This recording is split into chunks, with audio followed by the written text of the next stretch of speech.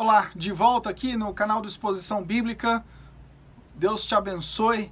É um prazer estar com vocês. Eu sou Michel Augusto, sou pastor da Igreja Batista Reformada de Brasília. Exposição Bíblica nasceu em 2012. Nós criamos, através do Exposição Bíblica, a FTRB, Centro de Pós Russell Shedd, o EAD. E o último filhote aqui, a Academia do Expositor. Entre lá, academiadoexpositor.com.br. Treinamento de pregadores é a nossa missão na Academia do Exposição. Lá temos cursos com Thomas Esco, Mr. Maia, Wendell Mark Johnson, Michel Augusto, Luciano Paes Landim, Gilton Moraes, e nós temos também com Emílio Garofalo, tá bom? Cursos especiais para você. Nós estamos aqui falando sobre a teologia da pregação de Paulo, e esse é o quarto vídeo, né? Nós já falamos aqui nos demais vídeos, nós já citamos aqui algumas questões importantes, hein? Nós falamos no primeiro vídeo sobre a questão da vocação, ele era um pregador por vocação. No segundo vídeo falamos sobre os fundamentos da autoridade de Paulo, ou seja, o poder de Deus. As consequências dele como pregador, nós citamos alguns casos das epístolas da prisão. Nós falamos também do conteúdo da pregação. E agora nós vamos falar, vamos cimentar mais um pouco a questão da teologia de sua pregação. Isso a gente vai encontrar com muita firmeza na perícope de Colossenses, que vai do capítulo 1 ao capítulo 4, versículo 10, capítulo 1, 27.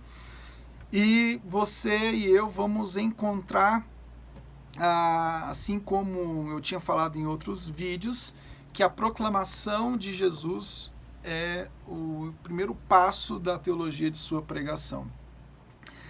Como nós já vimos argumentando, a teologia redentiva, que tem um ápice em Cristo Jesus, é a saída para o livramento da ira de Deus e a condução do homem de um processo da idolatria para a adoração.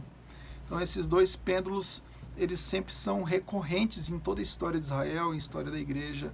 E a pregação de Jesus é o único meio, né, que faz com que Deus possa agir. É o poder de Deus para a salvação. Então, a proclamação de Cristo é central na teologia da pregação de Paulo, porque não há outro dado entre os homens pelo qual importa que sejamos salvos.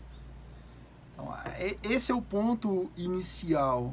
O conteúdo da pregação dele, que nós vamos encontrar também nessa perícope, vai falar de uma pregação pastoral e professoral. Vocês lembram do vídeo que eu fiz sobre o Jay Adams? Então, o Jay Adams vai falar de dois tipos de pregação, uma pregação mais evangelística e uma pregação pastoral e professoral. Aqui na teologia da pregação de Paulo, nós vamos encontrar uma pregação pastoral, professoral, e assim como a gente vai observar em Mateus 28, na grande comissão, o destaque que o nosso Senhor Jesus dá ao ensino, Paulo vai prosseguir com esse projeto. O ensino vai ser sempre a marca distintiva da proclamação de Cristo.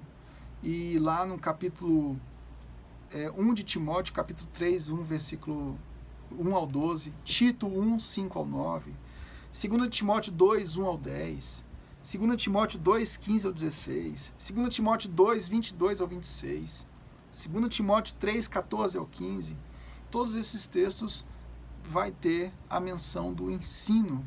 Então, a atividade da proclamação, da pregação paulina tem, entre outras questões, mas a centralidade da exortação, da advertência e do ensino, com sabedoria. E a finalidade não é outra, a finalidade é para que nós sejamos apresentados perfeitos em Cristo. E o fim de tudo isso sempre será a glória de Deus. Então essa missão de Paulo é muito importante nós compreendermos esses aspectos. Bom, o livro de Romanos, nós vamos entender basicamente como funciona essa teologia da pregação dele. A temática de Romanos vai nos dar uma roupagem, um esboço daquilo que mais ou menos Paulo vai trabalhar na sua teologia da pregação. O discurso em Romanos, dividido em partes, e a primeira parte nós vamos encontrar aqui uma raça humana totalmente pecadora, do capítulo 1 ao capítulo 4.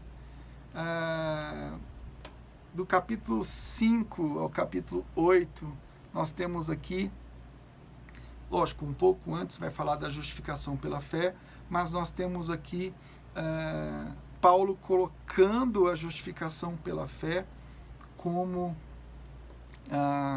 a saída. Como é que nós vamos nos livrar da ira de Deus? Só através da justiça de Cristo.